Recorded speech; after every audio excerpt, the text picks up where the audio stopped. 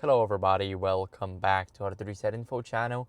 In today's video, I'll show you how to easily enable or disable pop-out handles on unlock on any XPeng vehicle.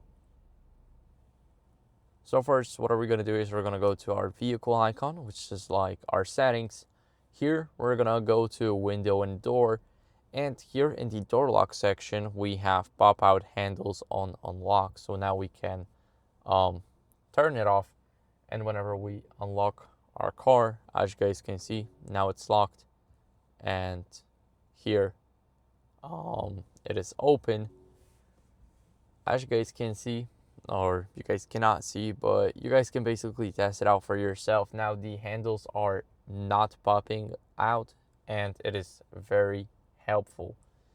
So that's it for the video. Thank you for watching. If you enjoyed it, then make sure to leave a like, subscription, and a comment, and I'll see you in the next one. Bye.